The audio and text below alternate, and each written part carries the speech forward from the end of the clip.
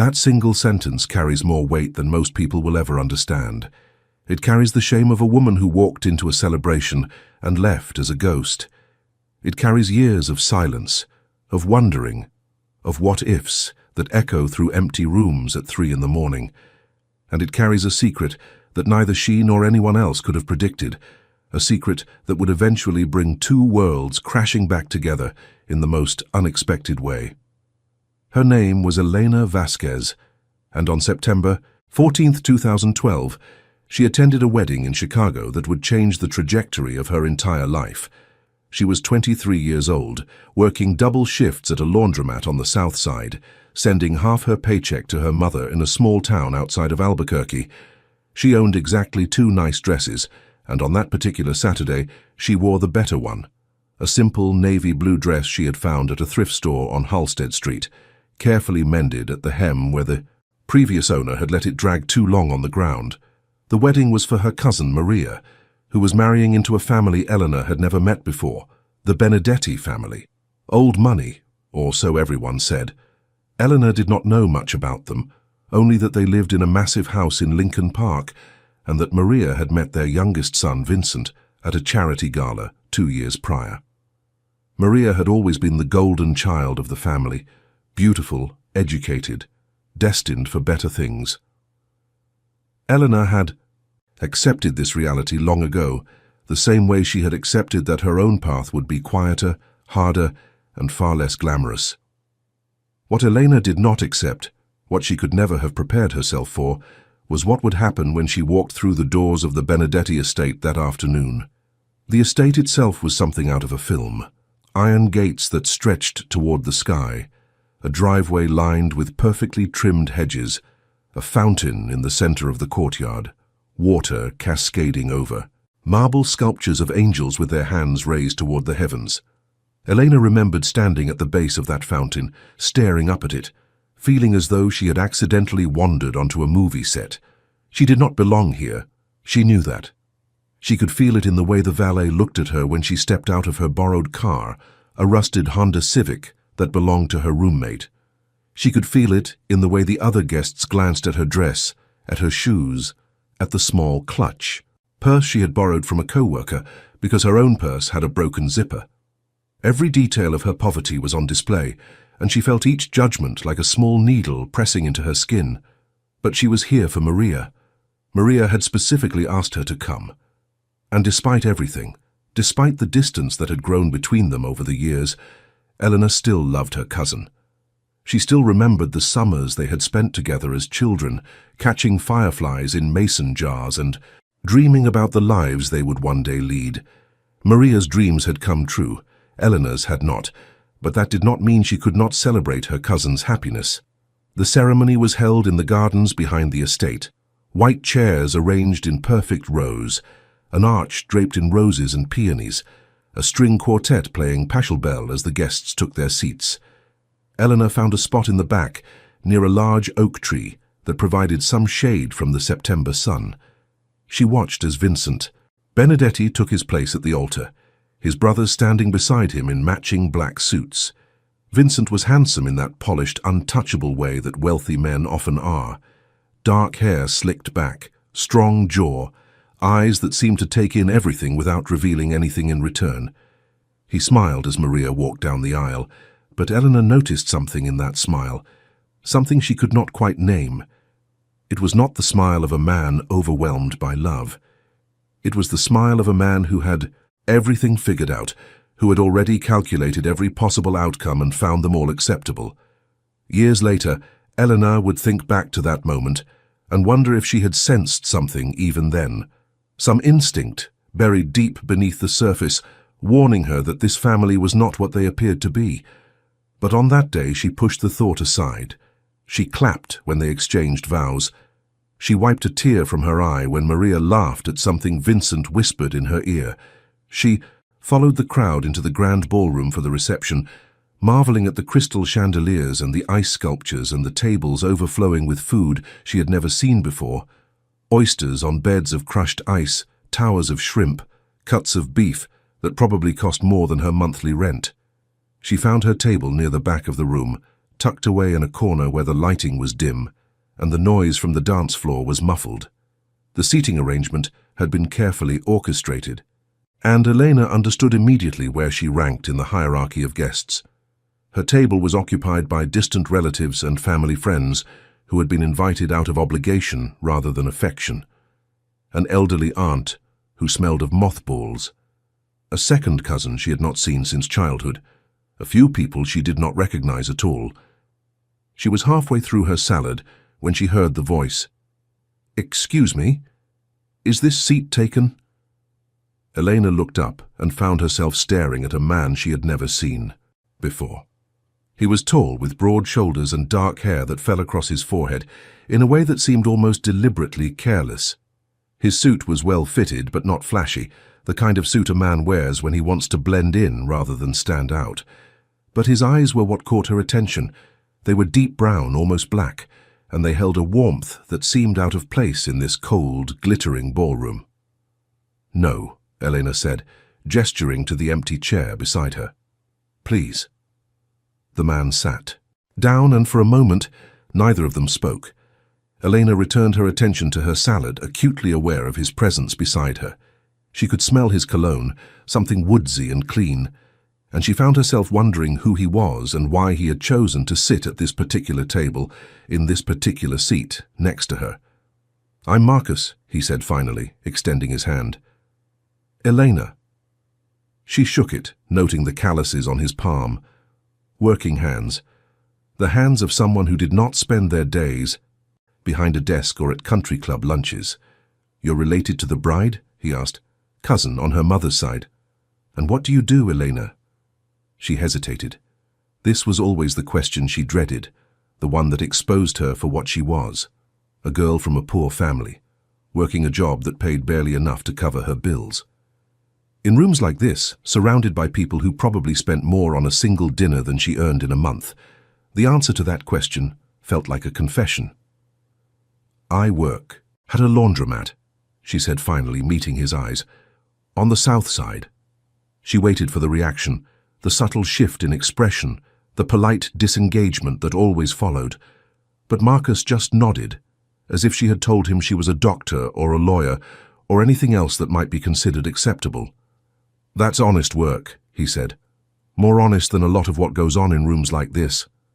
Elena felt something loosen in her chest, a knot she had not realized she was carrying. She smiled genuinely for the first time since she had arrived. "What about you?" she asked. "What do you do?" Marcus seemed to consider the question carefully. "I work for the Benedetti family," he said, "in a consulting capacity." "Consulting?" "Something like that." He smiled, but there was something guarded in that smile, something that suggested he was not telling her the whole truth. Elena did not press. She understood secrets. She had a few of her own. They talked for the rest of the dinner, about books they had read and films they had seen, about their childhoods, his in Brooklyn, hers in New Mexico, about their dreams for the future, the places they wanted to visit, the lives they imagined for themselves. Marcus was easy to talk to in a way that surprised her. He listened when she spoke. He laughed at her jokes. He did not make her feel small or insignificant or out of place. By the time the dancing started, Elena had almost forgotten where she was. She had almost forgotten that she did not belong here, that she was an outsider in a world of wealth and privilege. Marcus made her feel seen, valued, important. "Would you like to dance?" he asked, standing and offering his hand. Elena looked at his outstretched palm, then at the dance floor, where couples were swaying beneath the chandelier's glow. She thought about her thrift store dress and her borrowed shoes, and all the eyes that would be watching, judging, calculating her worth. "I would love to," she said. They danced for 2 songs. Elena could feel the stares of the other guests, could hear the whispered comments and muffled laughter. But Marcus held her close, his hand warm against the small of her back, and she let herself disappear into the music. For those few minutes nothing else mattered, not her poverty, not her borrowed clothes, not the judgment of strangers who knew nothing about her life or her struggles or her dreams. It was the happiest she had felt in years. And then, just as the second song was ending, a voice cut through the moment like a blade. "Marcus, what on earth are you doing?" Eleanor turned to find a woman standing at the edge of the dance floor. She was tall and slender, with silver hair swept back from a face that might have been beautiful if not for the coldness in her eyes.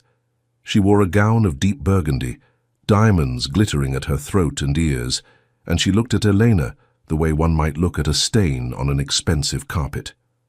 "Mrs. Benedetti," Marcus said, his voice carefully neutral. I can see what you were doing." The woman's gaze swept over Elena, taking in every detail of her appearance with undisguised contempt. "Dancing with the help, apparently." The words landed like a slap. Elena felt the blood rush to her face, felt the hot sting of humiliation spreading through her chest. Around them, the other guests had stopped dancing, their attention drawn to the scene unfolding before them.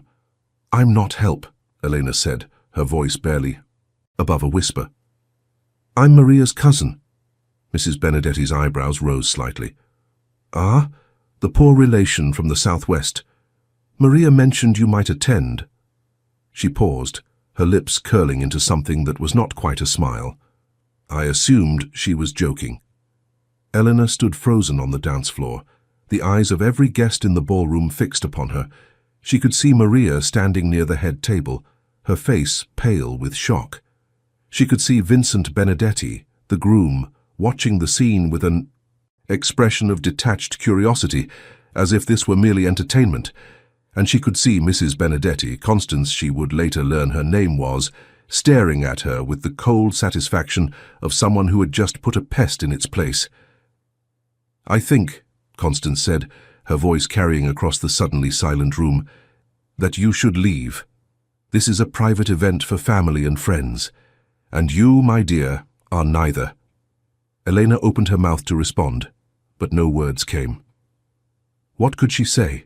How could she defend herself against someone like this, someone with money and power, and the absolute certainty that she was better than everyone around her? Eleanor had spent her entire life fighting against people like Constance Benedetti, people who measured worth in dollars and pedigrees and designer labels, and she had lost every single time. "Elena," Marcus's voice was low, urgent. "Don't listen to her. You have every right to be here. Do not presume to tell me who has rights in my own home." Constance's eyes flashed dangerously. "Marcus, you forget your place. You work for this family. You do not speak on our behalf." Something shifted in Marcus's expression, a hardness that Elena had not seen before. He straightened, his jaw tight, and for a moment she thought he might actually argue with the woman. But then, just as quickly, the tension seemed to drain from his body. He stepped back, creating distance between himself and Elena, and when he spoke, his voice was carefully controlled. "Of course, Mrs. Benedetti, my apologies." The betrayal was swift and total. Eleanor watched as Marcus, the man who had made her feel seen, who had made her feel valued, retreated to the sidelines like a chastened servant. He did not look at her. He did not defend her.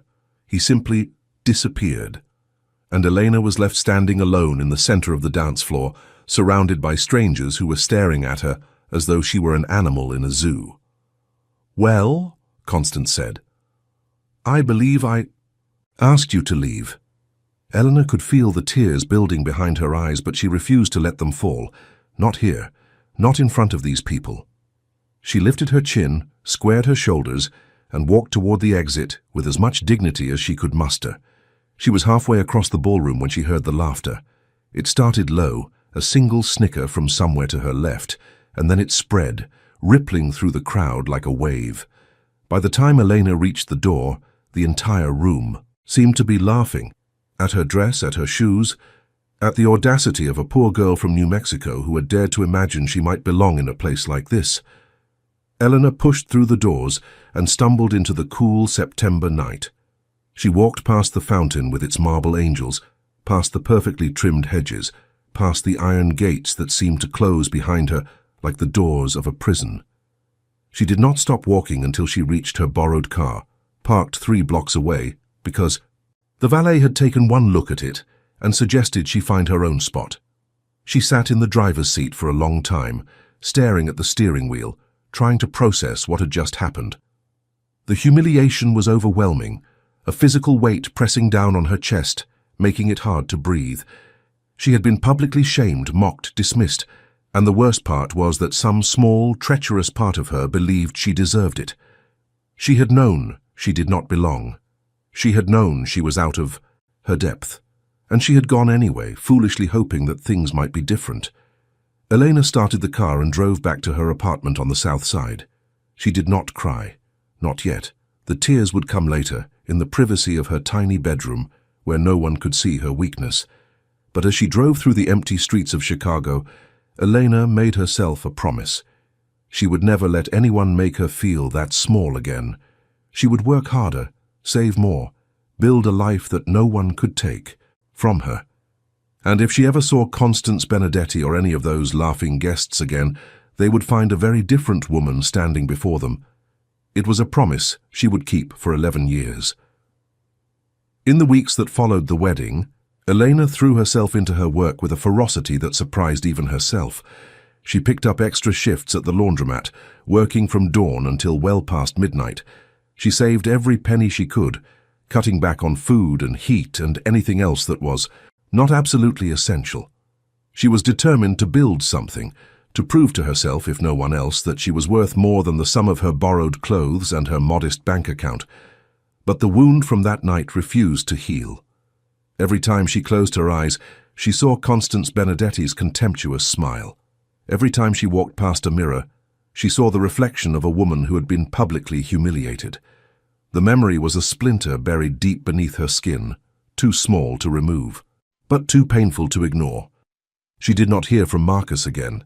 She had not expected to. Whatever connection they had shared on that dance floor had been severed the moment he stepped away from her, choosing his loyalty to the Benedetti family over any feelings he might have had. Elena told herself it did not matter. He was just a man she had known for a few hours, a stranger who had offered her a brief moment of kindness in a hostile world. But sometimes, late at night, she would lie in her narrow bed and wonder what might have happened if things had been different. If Constance had not interrupted them, if Marcus had stood by her side instead of retreating into the shadows. Would they have exchanged numbers, gone out for coffee, built something together? It was a dangerous game playing what if. Elena learned quickly to stop. The past could not be changed. The only thing she could control was her future.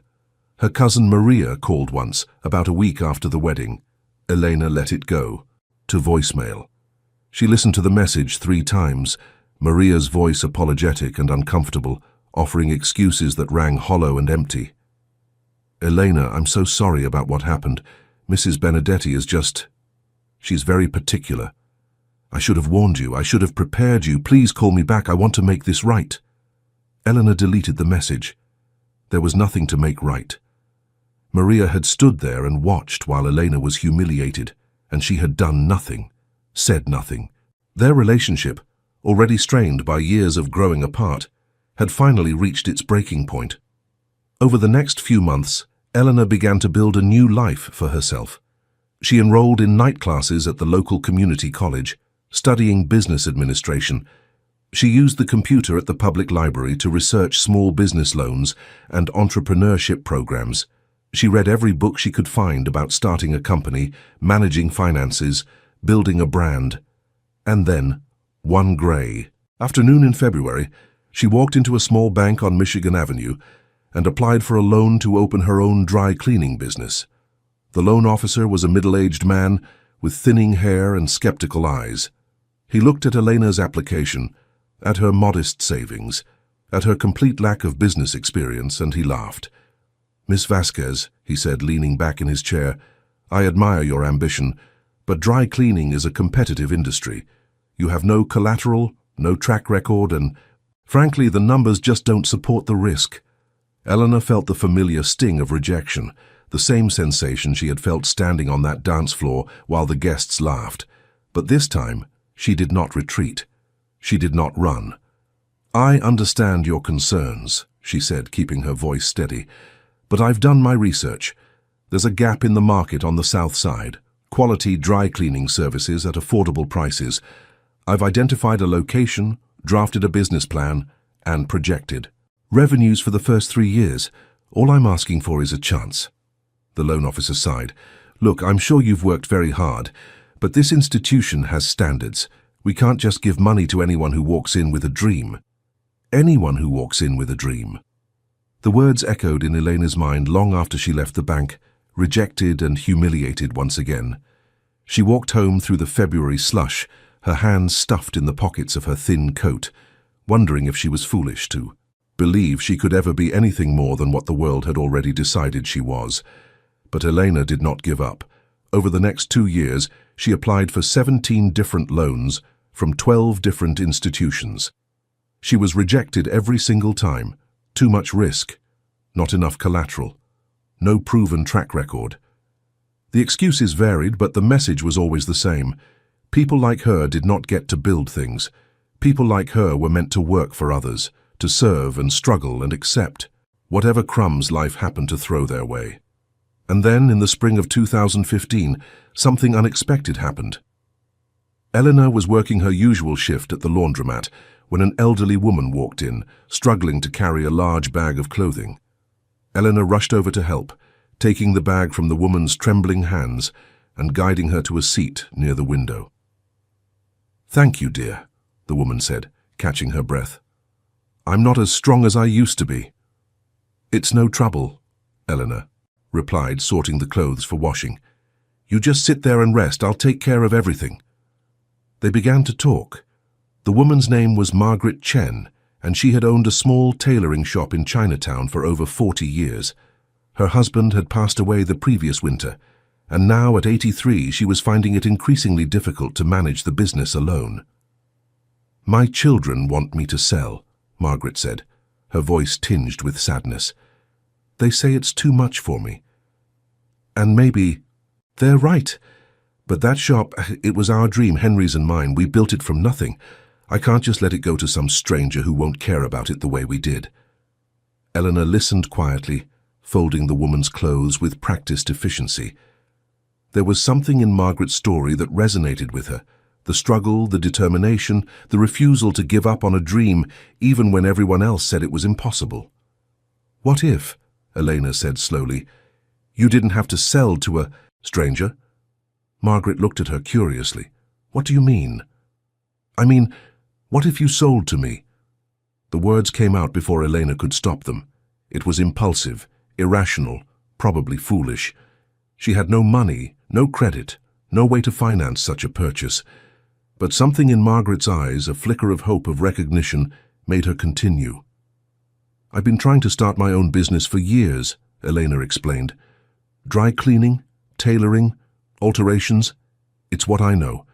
I've worked in laundromats my whole life, and I know I could make your shop successful. I would honor everything you and your husband built. I would carry on your legacy." Margaret studied her for a long moment. Then, slowly, a smile spread across her weathered face. "Tell me more," she said. Over the next several months, Eleanor and Margaret worked out an arrangement. Margaret would sell the business to Eleanor at a significantly reduced price, with payments spread out over 10 years. In exchange, Eleanor would keep the shop's original name, Chen's Fine Tailoring, and employ Margaret part-time as a consultant until she was ready to fully retire. It was not a perfect solution. Elena still had to scrape together every cent for the down payment, working 3 jobs and selling everything she owned that was not absolutely essential. But by September of 2015, 3 years after that humiliating wedding, Elena Vasquez became the owner of a small tailoring shop in the heart of Chicago's Chinatown. She renamed the business Chen and Vasquez Fine Tailoring in honor of both the original owners and her own new chapter. The first few months were brutal. Long hours, tight margins, constant worry about whether she would be able to make the next payment. But Eleanor refused to quit. She worked 16-hour days, building relationships with customers, learning the intricacies of the tailoring trade, slowly but steadily growing the business. By the end of her first year, she had broken even. By the end of her second year, she had turned a modest profit. and by the end of her third year, Chen and Vasquez had become one of the most respected tailoring establishments on the south side of Chicago. Elena hired her first employee, a young woman named Rosa, who reminded her of herself at that age. She began to dream of expansion, of opening a second location, of building something that would last beyond her own lifetime. The wound from the Benedetti wedding had not disappeared, but it had scarred over, becoming a source of strength rather than shame. Se você já passou por momento onde foi subestimado por alguém que se achava superior, escreva nos comentários: minha hora vai chegar. Vamos ver quantos guerreiros estão assistindo essa história.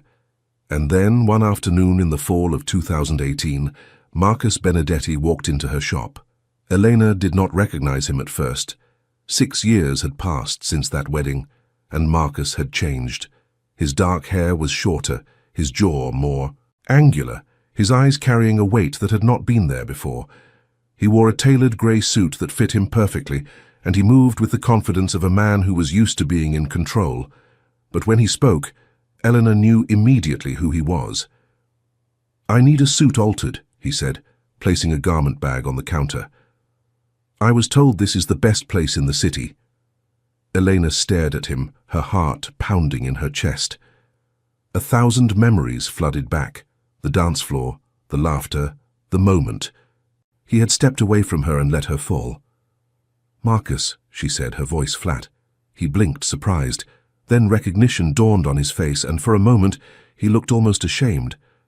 "Elena, I didn't know this was your shop." "Would you have come if you did?" The question hung in the air between them, charged with 6 years of silence and unspoken regret. Marcus opened his mouth to respond, but before he could, the bell above the door chimed and another customer walked in. "We can discuss the alterations," Elena said, her professional mask sliding back into place. "Rosa, please help this gentleman while I review the specifications." She took the garment bag into the back room, her hands trembling slightly as she unzipped it. Inside was a beautifully crafted suit, charcoal grey, Italian wool, hand-stitched details. It probably cost more than her first car. She took a deep breath, forcing herself to focus. Whatever history existed between them, this was still her business. She would treat Marcus like any other customer. She would do the job, take the payment, and move on. But when Marcus appeared in the doorway of the back room, Elena knew that moving on would not be so simple. "Can we talk?" he asked. "Please." Elena continued examining the suit, not looking at him. "I'm working." "I know. I want to explain. About what happened at the wedding." "There's nothing to explain." Elena hung the suit on a nearby rack. "You made your choice. It was 6 years. Ego, it doesn't matter anymore. It matters to me." Something in his voice made her pause. She looked at him, really looked at him, for the first time since he had walked in. And she saw something she had not expected to see. Pain. Genuine, undisguised pain. "5 minutes, she said finally. "That's all I can give you." Marcus nodded, relief flooding his features. He stepped into the room, closing the door behind him, and for a moment they stood in silence, 2 people separated by years and circumstance and choices that could not be undone. "I was a coward," Marcus said. "That night at the wedding, when Mrs. Benedetti confronted you, I should have stood up for you. I should have told her she was wrong. Instead, I did nothing. I let you walk out of that ballroom alone, and I've regretted it every day since." Elena crossed her arms over her chest. "Why? Why did you step back?" Marcus ran a hand through his hair, looking suddenly exhausted. "Because I was afraid. The Benedettis, they're not just wealthy, they're powerful. And at that time my entire life depended on them, my career, my income, everything. I thought if I challenged Constance, if I took your side against her, I would lose everything I had worked for." "So you sacrificed me to protect yourself?" "Yes." The word came out like a confession. "And I'm not asking you to forgive me. I'm just asking you to understand." Elena was quiet for a long moment. She understood more than Marcus could know. She understood. Desperation and fear and the terrible choices people make when their survival is at stake. She had made her own compromises over the years, her own moral calculations. She was not in a position to judge, but understanding was not the same as forgiveness. And 6 years of hurt could not be erased by a 5-minute conversation in the back room of a tailoring shop. "I'll have the suit ready in 3 days," Elena said finally. "You can pick it up any time afternoon." Marcus nodded, accepting her. Dismissal. He turned to leave, then paused at the door. "For what it's worth," he said, "I've kept track of you over the years. I knew when you opened this shop, I knew when you started to succeed, and I've been proud of you, even though I had no right to be." He left before Elena could respond. She stood alone in the back room, surrounded by fabric and thread and the quiet hum of her own business, and she wondered if the past could ever truly be left behind. Marcus returned 3 days later to pick up his suit. He paid in cash, tipped generously, and thanked Elena with a formality that felt almost painful. She expected that to be the end of it, another brief encounter with her past before she returned to the life she had built for herself. But Marcus came back the following week with another suit that needed alterations, and the week after that with a coat that needed repairing, and the week after that with shirts that needed new buttons. "You're running out of clothes to bring me," Eleanor said during his 4th visit, a hint of amusement creeping into her voice despite herself. "I'm a clumsy dresser," Marcus replied, a small smile playing at the corners of his mouth. "Always ripping things, losing buttons. It's a real problem." Eleanor shook her head, but she was smiling too. Against her better judgment, she was beginning to enjoy his visits. Their conversations had evolved beyond the transactional, discussions about fabrics and pricing giving way to stories about their lives, their work, their hopes for the future. She learned that Marcus had risen through the ranks of the Benedetti organization over the past 6 years, becoming one of the family's most trusted advisors. The work was demanding and often morally ambiguous, but it had allowed him to build a substantial fortune of his own. She learned that Vincent Benedetti, the groom from that long-ago wedding, had taken over as head of the family after his father's death in 2015. The transition had been turbulent, marked by internal conflicts and power struggles that Marcus did not fully explain, but Vincent had emerged victorious, consolidating control over the family's various business interests and expanding their influence across the city. She learned, too, that Maria and Vincent's marriage had not been a happy one. They had divorced after just 4 years, with Maria returning to New Mexico and rarely speaking to anyone from the Benedetti family again. Elena felt a complicated mix of emotions when she heard this news, sadness for her cousin, but also a certain grim satisfaction that the golden child's fairy tale had not turned out so perfectly after all. What Marcus did not tell her, what Elena would not learn until much later, was the true nature of the Benedetti family's business. She had her suspicions, of course. No legitimate enterprise required the kind of secrecy and caution that surrounded the Benedettis. But she did not ask, and Marcus did not volunteer the information. Some truths were better left unspoken. Months passed, and Marcus's visits became a regular part of Elena's routine. They developed a friendship of sorts, careful and guarded, built on a foundation of mutual respect and shared regret. Elena found herself looking forward to seeing him, anticipating their conversations with a warmth that surprised her. And then, one evening in early spring, Marcus asked her to dinner. "Not as a customer," he said quickly, seeing the hesitation in her eyes. "Just as someone who enjoys your company, someone who would like to get to know you better."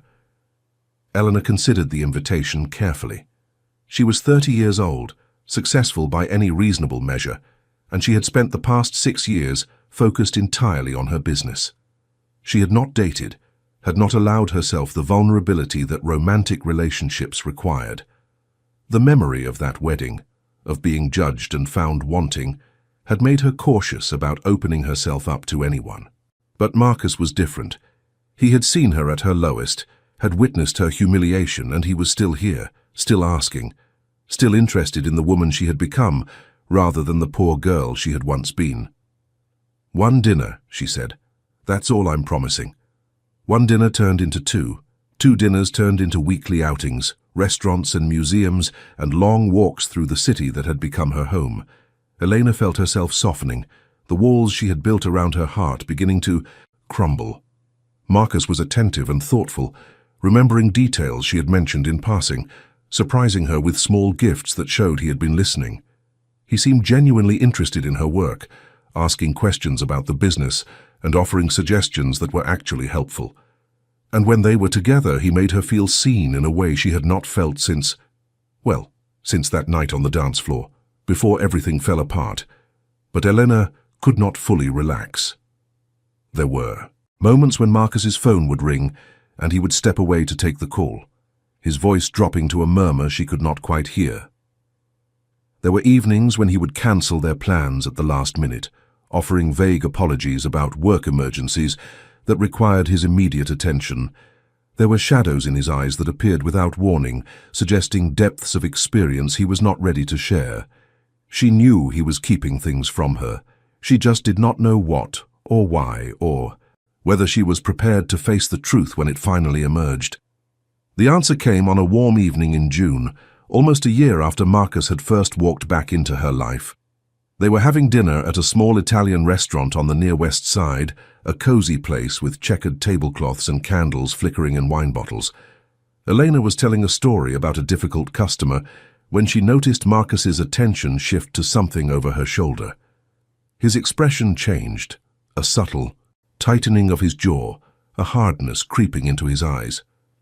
"We need to leave," he said quietly. "What?" "We just ordered." "Now." The urgency in his voice left no room for argument. Elena grabbed her purse, her heart racing, and followed Marcus toward the back of the restaurant. They had just reached the kitchen doors when two men appeared at the front entrance, scanning the room with cold, professional eyes. Marcus pushed through the kitchen, pulling Elena behind him. They wove through startled cooks and steaming pots, burst out the back door into an alley and ran. They did not stop until they reached Marcus's car, parked several blocks away. He unlocked the doors with shaking hands, practically pushing Elena into the passenger seat before jumping behind the wheel and peeling out into traffic. "What is happening?" Elena demanded, her voice trembling. "Who were those men?" Marcus did not answer immediately. He was checking the rearview mirror, taking turns at random, making sure they were not being followed. Only when he was satisfied that they had escaped did he finally speak. "I should have told you a long time ago," he said. "The Benedetti family. They're not just business people. I know what they are." Eleanor's voice was flat. "I've always known. You think I'm stupid?" Marcus glanced at her, surprised. "Then why did you—" "Because you didn't ask me to be part of it. You kept that world separate from me. And I thought maybe I could pretend it didn't exist." The car fell silent. Eleanor stared out the window at the passing streetlights, trying to process what had just happened. She had known, on some level, what Marcus was involved in, but knowing abstractly and experiencing it firsthand were two very different things. "Those men," Marcus said finally, "they work for a rival family, the Castellanis. There's been tension for months, disputes over territory, business arrangements gone wrong. Vincent has been trying to negotiate a truce, but—" He trailed off, shaking his head. "But what?" "But some people don't want peace. Some people would rather go to war." Elena absorbed this information, feeling as though the ground had shifted beneath her feet. This was not a world she understood, not a world she had ever wanted any part of, and yet here she was, sitting in a car with a man who lived in that world every day. "I'm sorry," Marcus said. "I never meant to put you in danger. I thought I could keep these two parts of my life separate. I thought I could protect you. By lying to me. By omitting certain truths." He pulled the car to a stop at a red light and turned to face her. "Elena, what I feel for you is real. Everything between us has been real. The only thing I've hidden is the ugliness of my work, and I've hidden it because I didn't want to lose you." Elena looked at him, at his earnest expression, his pleading eyes, the vulnerability he so rarely showed. She thought about the past year, the connection they had built, the way he made her feel valued and appreciated and worthy of love.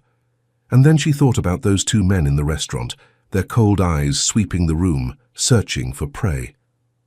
"I need time," she said, "to think about all of this." Marcus nodded slowly. "I understand." He drove her home in silence, walking her to her door and waiting until she was safely inside before returning to his car.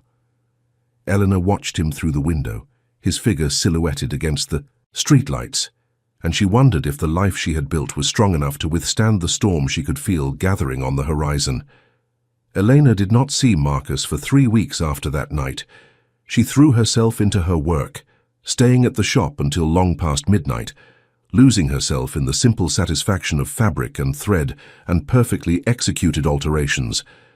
But no matter how hard she tried, she could not stop thinking about him, about the danger he lived with every day, about the choices he had made and the compromises he continued to make, and despite everything, about how much she missed him.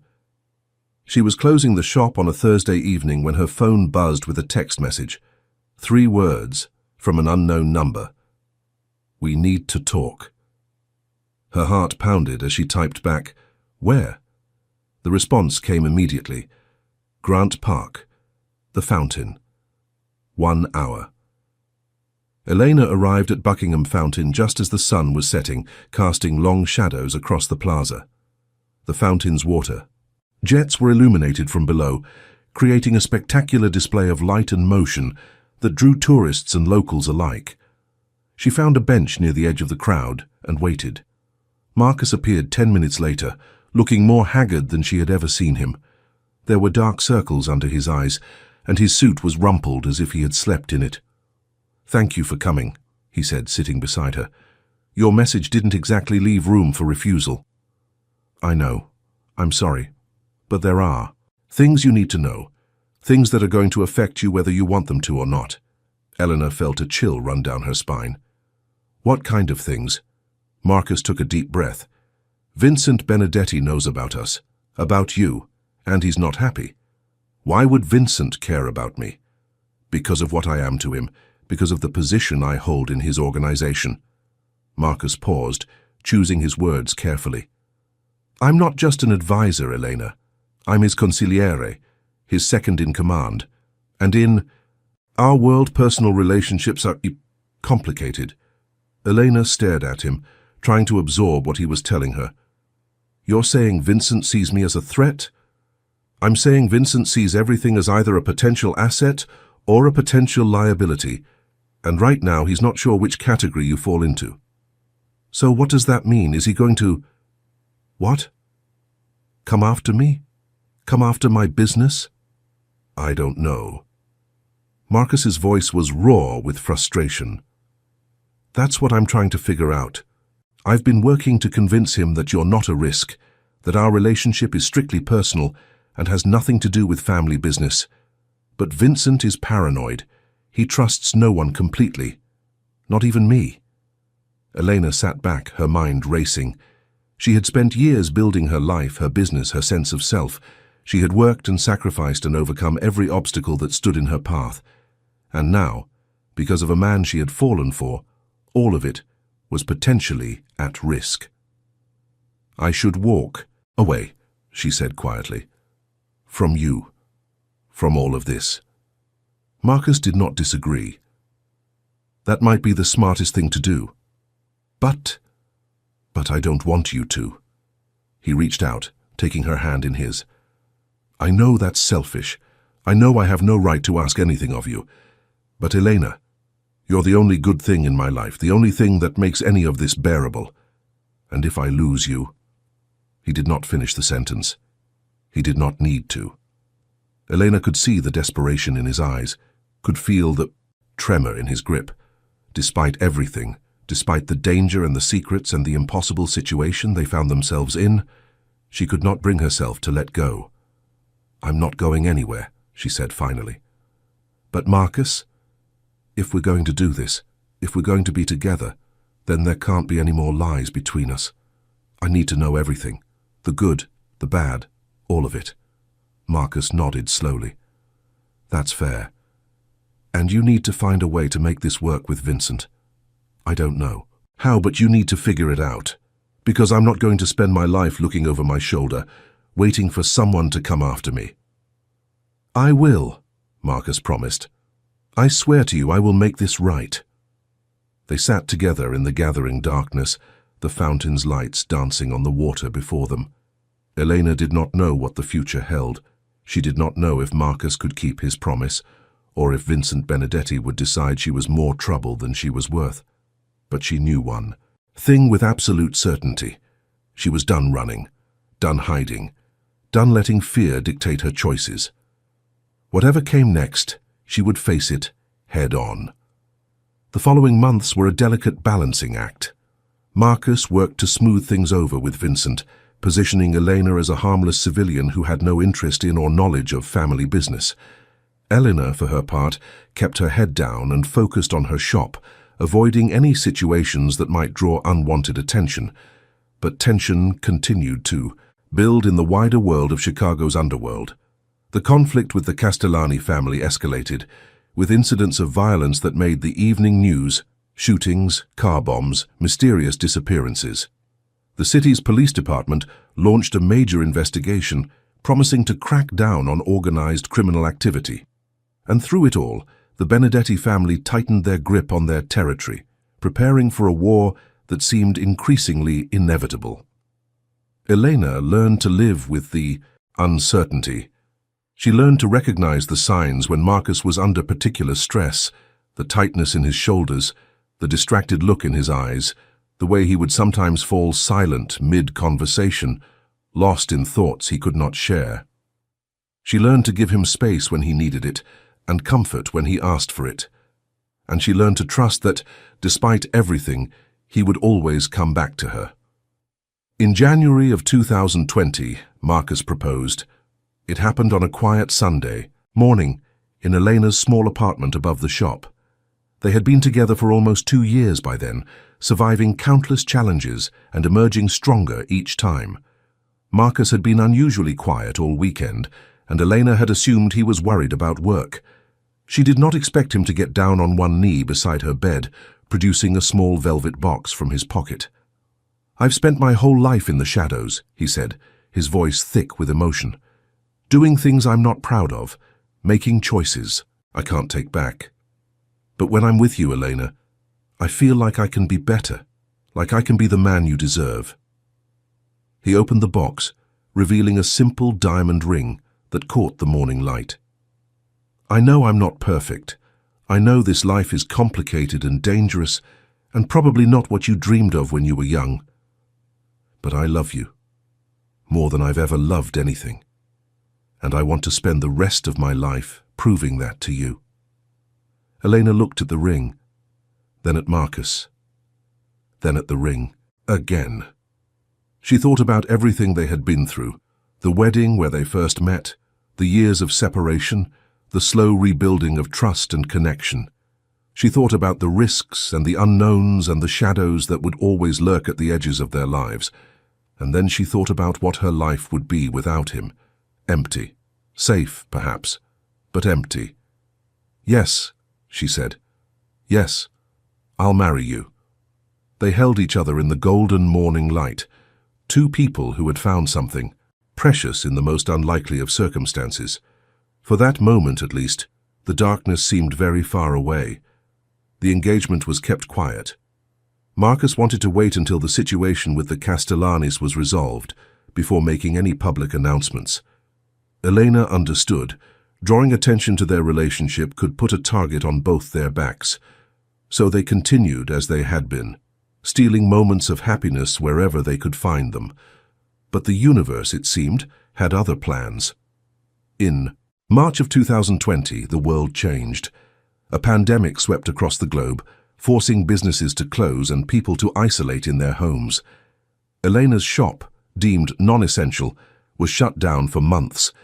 The income she had worked so hard to build evaporated overnight. And Marcus, unable to visit without risking exposure, was reduced to nightly phone calls and occasional video chats.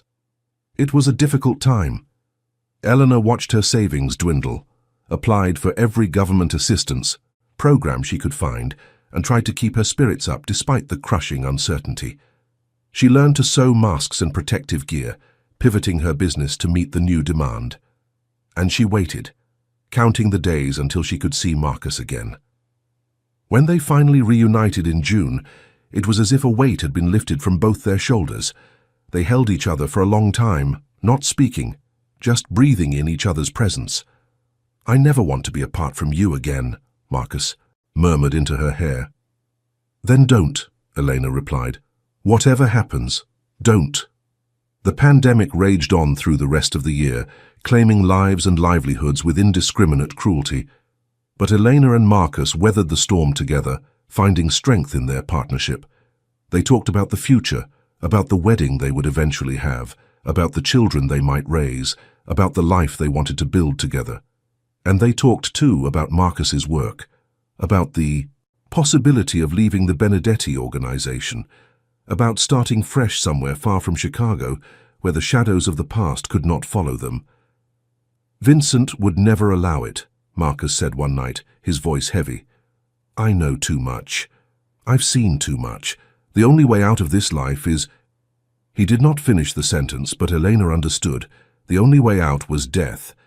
And that was a price neither of them was willing to pay. So they stayed. They adapted. They learned to live with the compromises and the dangers and the constant nagging fear that one day their luck would run out. But they also found joy. In quiet dinners and lazy Sunday mornings, in long conversations and comfortable silences, in the simple, profound miracle of two people who had found each other against all odds and refused to let go. By the spring of 2023, 11 years had passed since the wedding that had set everything in motion. Elena was 34 years old, the owner of a thriving tailoring business with 2 locations and a staff of 7. She and Marcus had been together for 5 years, engaged for 3, still waiting for the right moment to make their relationship official. That moment came in April, though not in the way either of them had imagined. Eleanor was at her shop working late on a complicated alteration for a wealthy client when her phone rang. The caller ID showed Marcus's number, but the voice on the other end was not his. "Miss Vasquez?" A man's voice, cold and professional. "My name is Detective Williams, Chicago Police Department. I'm calling about Marcus Benedetti." Eleanor's blood ran cold. "What happened? Is he okay?" "Miss Vasquez, I need you to come down to Northwestern Memorial Hospital. Mr. Benedetti has been in an accident. His condition is critical." The phone slipped from Elena's fingers. She did not remember the drive to the hospital, or the frantic conversation with the nurse at the front desk, or the long walk down, fluorescent-lit corridors that seemed to stretch on forever. She only remembered the moment she saw Marcus, lying in a hospital bed, his face pale and bruised, tubes and wires connecting him to machines that beeped and hummed with mechanical indifference. He was alive, barely. The story emerged in fragments over the following days. Marcus had been meeting with representatives from the Castellani family, negotiating a tentative peace agreement that could end years of conflict. But someone, a faction within the Castellani organization that opposed the deal, had arranged an ambush. Marcus's car had been forced off the road and into a concrete barrier. 2 of his security team had been killed instantly. Marcus had survived, but just barely. Eleanor stayed by his bedside for 3 days, leaving only when the nurses forced her to go home and rest. She held his hand, talked to him even when he was too sedated to hear, prayed to a God she was not sure she believed in. On the 4th day, Marcus opened his eyes. "Eleanor," he whispered, his voice ragged.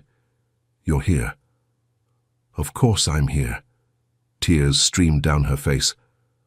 "Where else would I be?" He squeezed her hand weakly. I thought I was going to die, and all I could think about was you, about everything I never got to tell you." "You can tell me now," Eleanor said. "You have plenty of time." Marcus managed a faint smile. "Marry me, not someday, not when the timing is right. Now, as soon as I can stand up. I don't want to waste another minute." Elena laughed through her tears. You already proposed, remember? I already said yes. Then let's stop waiting. Life is too short, Elena. This... He gestured weakly at the hospital room around them. This proved that. I don't want to spend whatever time I have left being cautious. I want to spend it living. Eleanor looked at him. This man who had walked into her life at the worst possible moment and somehow stayed. This man who had seen her at her lowest and helped her rise higher than she ever dreamed. This man who loved her, truly and completely, despite all the complications and dangers that came with that love. "Okay," she said. "Let's stop waiting." They were married 6 weeks later, in a small civil ceremony at the county clerk's office. Elena wore a simple white dress she had altered herself. Marcus, still recovering from his injuries, leaned on a cane, but insisted on standing unaided for the vows. The only witnesses were Margaret Chen, now 94, but still sharp as ever, and Rosa, who had become like a sister to Eleanor over the years. It was not the grand wedding Eleanor had once imagined. There were no crystal chandeliers or ice sculptures or guests in designer gowns. But as she stood before the justice of the peace, holding Marcus's hand and pledging her life to his, Elena felt something she had not expected to feel. Joy. Pure, uncomplicated joy. And in that moment, the memory of the Benedetti wedding, the humiliation, the laughter, the cold contempt of a woman who had decided Elena was worthless, felt very far away. A chapter from another life, lived by another person, in a world that no longer held any power over her. The reception was held at Chen and Vasquez, the shop that had become the foundation of Elena's new life. Tables were pushed aside to create a dance floor, and a small band played soft jazz as the guests mingled and celebrated. The guest list was modest: friends and employees, a few loyal customers, people who had become family over the years.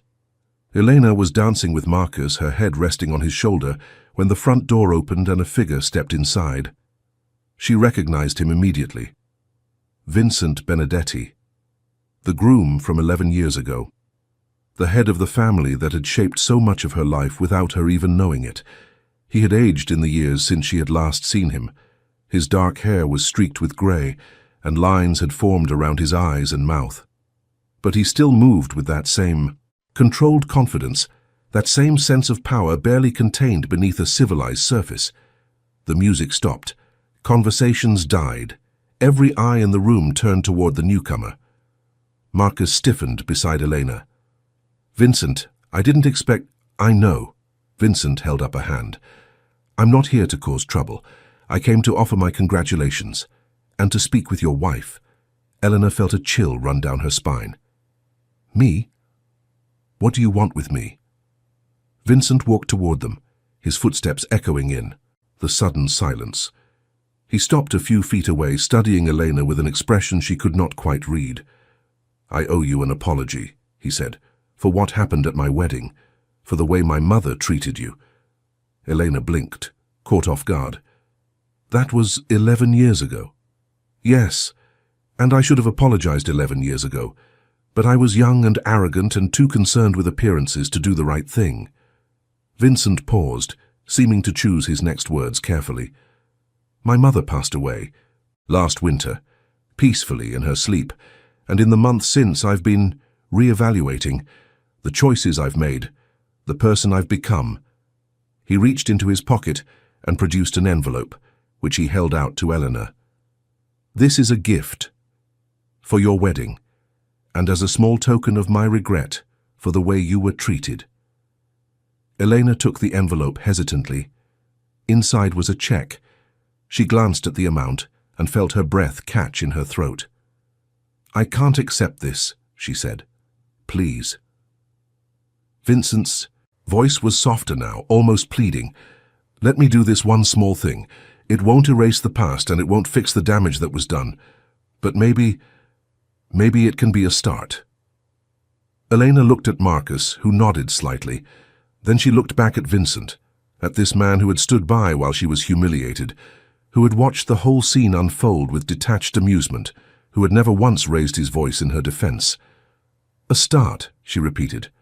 "Yes, Maybe it can be. She tucked the envelope into her pocket, accepting the gesture for what it was. Not forgiveness, not absolution, but an acknowledgement that the past had happened, that mistakes had been made, and that there was still time, however little, to try to make amends. Vincent nodded once, then turned and walked back toward the door.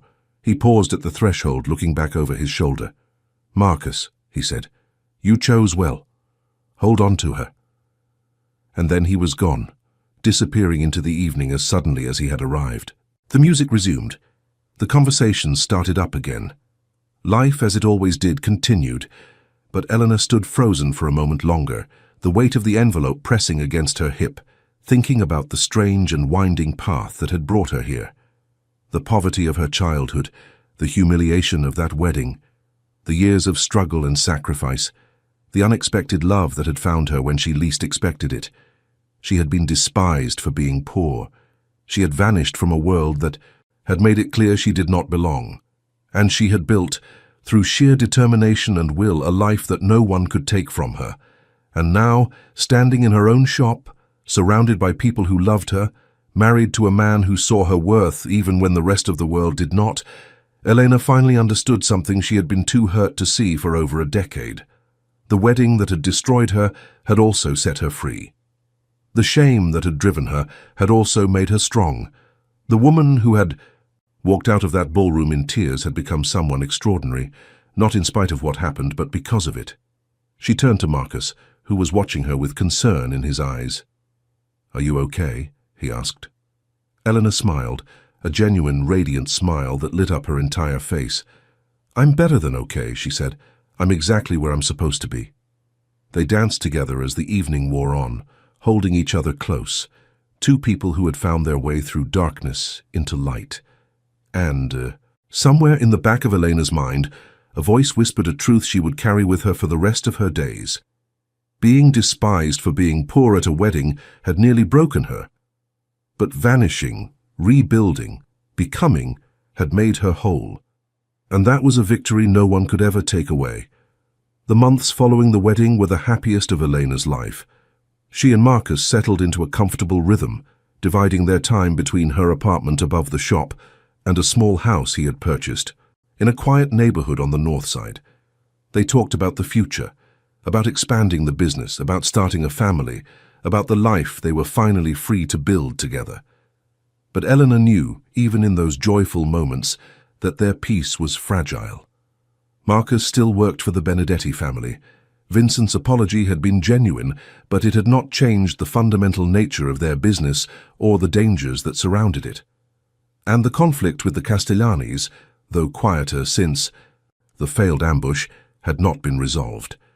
The truth of this became clear in September of 2023, 5 months after the wedding. Elena was at the shop, reviewing inventory with Rosa, when 3 men walked through the door. They were dressed in expensive suits, their faces hard and unreadable, and they moved with the controlled precision of professionals. "We're looking for Marcus Benedetti's wife," one of them said. "Are you Elena?" Elena's heart began to race, but she kept her voice steady. "I am. Who are you?" "Friends of the Castellani family. We'd like to have a conversation with you." Rosa stepped forward protectively. "She's not going anywhere with you." The lead man smiled, a thin, humorless expression that did not reach his eyes. "We're not here to hurt anyone. We just want to talk about your husband, about certain business arrangements that have not been honored." "I don't know anything about my husband's business," Eleanor said. "Maybe not, but your leverage, and leverage is useful." The man pulled back his jacket slightly, revealing the holster at his hip. "Please don't make this difficult."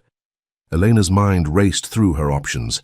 She could try to run, but the shop had only one exit, and these men were clearly prepared to stop her. She could call for help, but her phone was on the counter, several feet away. She could fight, but against 3 armed professionals, she would not last 30 seconds. And then, just as she was beginning to despair, the front door opened again. Marcus stood in the doorway. He was alone, unarmed, dressed in a simple grey suit, but his presence seemed to fill the room, and the three Castellani men turned toward him with expressions of wary respect. "Let her go," Marcus said calmly. "Your business is with me, not with my wife." The lead man studied him. "Mr. Benedetti, we were just coming to find you. And now you have, so let Elena go, and we can discuss whatever needs to be discussed." There was a long, tense moment of silence. Elena held her breath, watching the calculations play out across the Castellani man's face. Finally, he nodded. "Very well, but this conversation is happening now. No delays." Marcus looked at Elena, his eyes conveying a message she could not quite decipher. Then he turned back to the Castellani men. "Elena, go home. Lock the door. Don't open it for anyone until I call you. Marcus, please, trust me." Elena wanted to argue, wanted to demand an explanation, wanted to stand by his side and face whatever was coming together. But she could see the determination in his eyes, the quiet certainty that he knew what he was doing. "Be careful," she said finally. Marcus nodded once, then turned and followed the Castellani men out of the shop. Elena watched them go, her heart pounding, her mind filled with questions that had no answers. She did as Marcus asked. She went home, locked the door, and waited. The hours stretched on like years.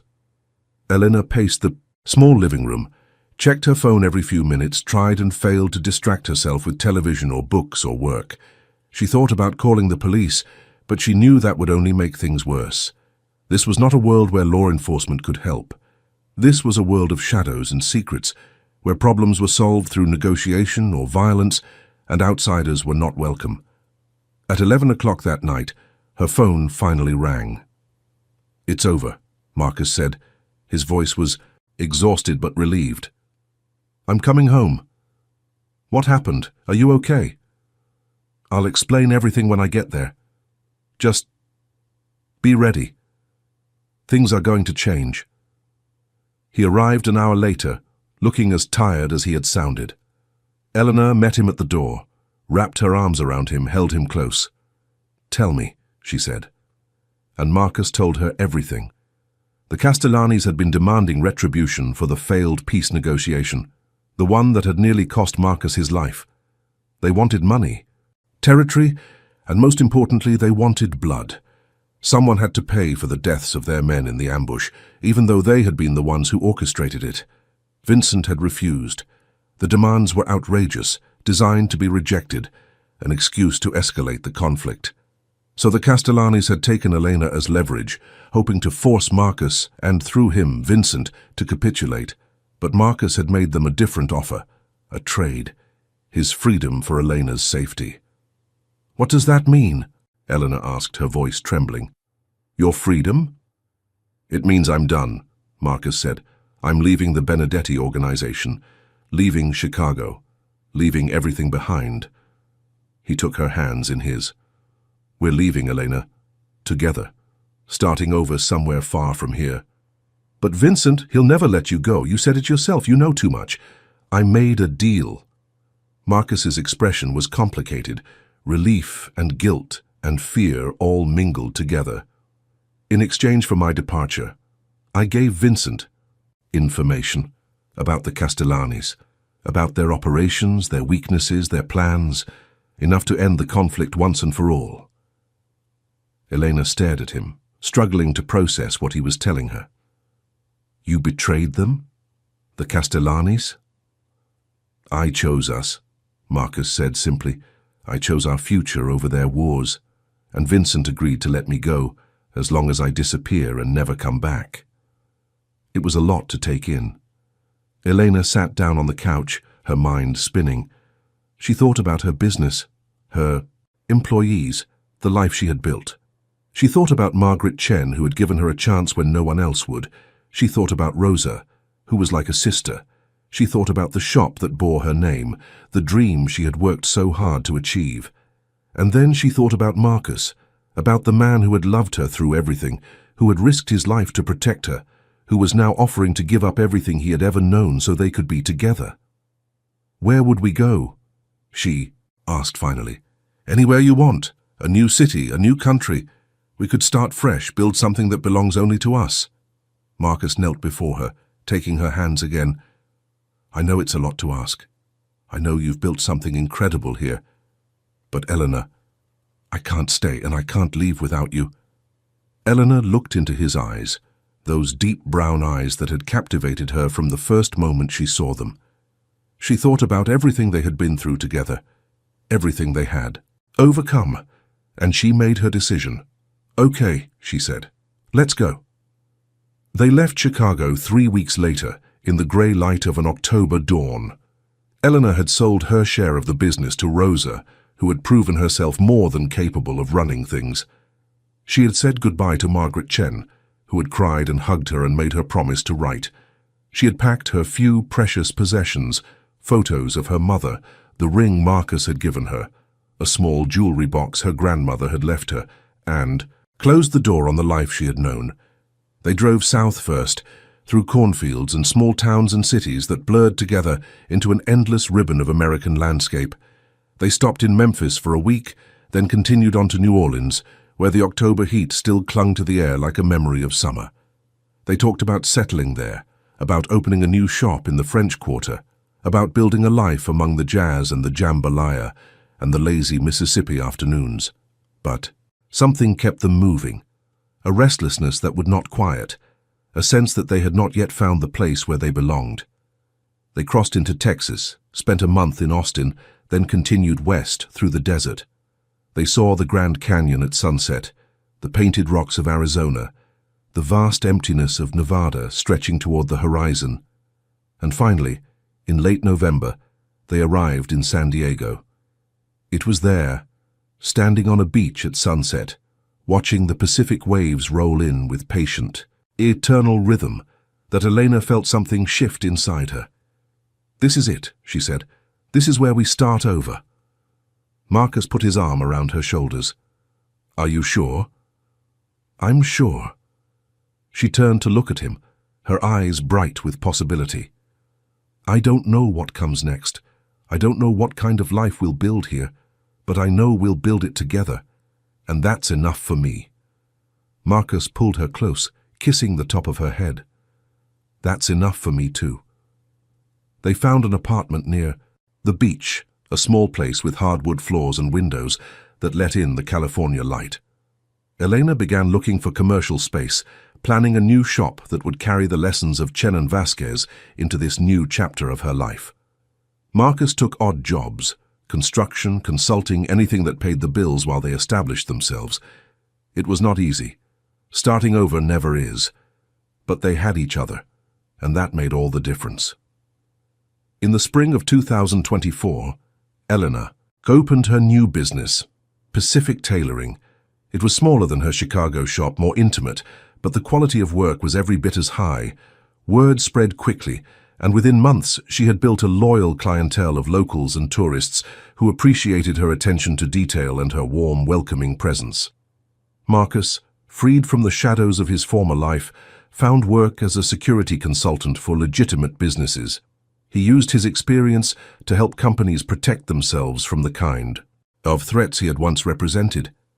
It was redemption of a sort, taking the skills he had developed in darkness and using them in service of light. They talked about children, about the future, about all the years that stretched before them, full of possibility and promise. And they talked sometimes about the past, about the wedding that had brought them together and torn them apart, about the years of separation and the miracle of reunion, about the people they had been and the people they had become. One evening, as they sat on their small balcony watching the sun set over the Pacific, Elena asked a question she had wondered about for years. Do you ever regret it, leaving everything behind? Marcus considered the question carefully. I regret the harm I caused, he said finally. The things I did, the people I hurt. Those memories will always be with me. But leaving? He shook his head. No, because leaving brought me here, to you, to this. He gestured at the horizon, where the sky was painted in shades of orange and gold and deep, endless blue. This is the life I was always supposed to have, he said. I just had to find my way to it. Elena leaned against him, feeling the warmth of his body, the steady rhythm of his heartbeat. "Me too," she said. "Me too." The years that followed were good years. Not perfect, no life ever is, but rich with love and purpose and the quiet satisfactions of a life well lived. Elena's business thrived. She hired 2 employees, then 3. She earned a reputation as one of the best tailors on the West Coast, attracting clients from as far away as Los Angeles and San Francisco. She never forgot where she came from, the poverty, the struggle, the long road from that humiliating wedding to this place of security and success. Marcus found peace in his new life. The shadows of his past faded slowly, like ink washed away by rain. He never fully escaped the guilt of what he had done, but he learned to live with it, to use it as a reminder of the man he no longer wanted to be. They had a daughter in 2025, a beautiful girl they named Isabel, after Elena's mother. She had her father's dark eyes and her mother's stubborn chin, and from the moment she was born, she was the center of their universe. Elena would sometimes sit by Isabel's crib late at night watching her sleep, marveling at the miracle of her existence. This child, this perfect, innocent being, was the culmination of everything Elena had endured. Every humiliation, every struggle, every moment of doubt and despair had led here, to this quiet room, to this peaceful life, to this family that was hers and hers alone. And in those moments, Elena understood something profound about the nature of suffering and redemption. The wedding that had destroyed her had also created her. The shame that had driven her from that ballroom had set her on a path that led to this exact moment, this exact place, this exact life. Without that pain, she would never have found Marcus. Without that rejection, she would never have built her business. Without that darkness, she would never have appreciated the light. It was not that the cruelty had been worth it. It was not that she was grateful for the humiliation she had endured. But she could see now with the clarity that comes from distance and time that her suffering had not been meaningless. It had shaped her, strengthened her, prepared her for the life she was now living. And that was its own kind of victory. In the fall of 2026, Elena received an unexpected letter. It was from Vincent Benedetti, who had tracked down her address through channels she preferred not to think about. The letter was brief. Vincent informed her that Marcus's deal with the Castellanis had held. The information he provided had allowed Vincent to neutralize the threat permanently. The war was over. The Benedetti family was secure. But that was not why Vincent was writing. At the end of the letter, he included a photograph. It was a picture from his wedding 11 years ago. Elena was in the background, barely visible, standing near the fountain in the courtyard. She was looking up at the sky, her expression wistful, her borrowed dress catching the afternoon light. Beneath the photograph, Vincent had written a single sentence: "I never knew her name, but I never forgot her face." Elena studied the photograph for a long time. She remembered that moment, standing by the fountain, feeling out of place, not knowing that her life was about to change forever. She had been so young then, so uncertain, so desperate for acceptance from people who would never accept her. And now, looking back across the years, she felt nothing but compassion for that girl, compassion and pride. Because that girl, the one in the borrowed dress, the one who did not belong, had survived. She had built something beautiful from the ashes of her humiliation. She had found love and purpose and a life that was entirely her own. She had vanished from a world that despised her, and she had emerged, reborn into something better. Elena put the letter and the photograph in a drawer and did not think about them again. The past was the past. The future was hers. If you've watched until this point, it means you enjoyed this story. Leave a comment saying, "I watched until the end," so I can get to know you and see who truly enjoys the stories on this channel. Make sure you're subscribed to the channel. If stories of resilience, of people who turned pain into power, touch your heart, then you belong in this community. Subscribe now and don't miss a single story. Leave a like on this video and share it with someone who needs to be reminded that the hardest moments of our lives can become the foundation of our greatest triumphs. On Elena's 40th birthday, Marcus surprised her with a trip back to Chicago. It had been 7 years since they had left, and Elena had not been sure she ever wanted to return. But there was something she needed to do, something she had been putting off for too long. They visited Margaret Chen first. She was 101 years old now, still living in the same small apartment above the old tailor shop, still sharp and witty and full of stories. Elena held her hand and thanked her, really thanked her, for the chance she had given her all those years ago. "You didn't need me," Margaret said, her voice thin but steady. "You had everything you needed inside. Yourself. I just helped you see it." They visited the shop next. Chen and Vasquez, now run entirely by Rosa. It had expanded to 3 locations, employing over 20 people. Elena walked through the familiar rooms, touching the fabric samples, breathing in the scent of steam and thread, feeling the ghost of the woman she used to be. Rosa hugged her tightly. "You should come back," she said. "Visit more often. This place is still yours, you know. It always will be." Elena smiled. "I know. But it's yours now, and you've done incredible things with it." The last stop on their trip was the hardest. They drove to Lincoln Park, to the gates of the Benedetti estate. The house had been sold years ago. Vincent had moved to a smaller place after his mother died, unable to bear the memories that haunted those halls. But the gates were still there, still imposing, still marking the boundary between 2 very different worlds. Elena stood before them, Marcus at her side, and she remembered. She remembered walking through those gates for the first time, feeling small and insignificant and utterly out of place. She remembered the fountain with its marble angels, the gardens with their perfectly arranged roses, the ballroom where she had been publicly humiliated by a woman who saw her as nothing more than a stain to be removed. And she remembered walking out, broken, ashamed, convinced that she would never amount to anything. That woman, the one who had walked out through these gates 11 years ago, felt like a stranger now, a memory from another life. Elena had worked so hard to become someone different, someone stronger, someone who could never be made to feel that small again.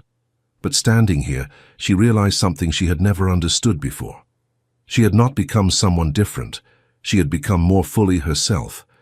The woman who walked into that wedding had been brave enough to show up, even knowing she did not belong. She had been resilient enough to survive a public humiliation that would have destroyed most people. She had been determined enough to rebuild her life from nothing, to create success where others saw only failure.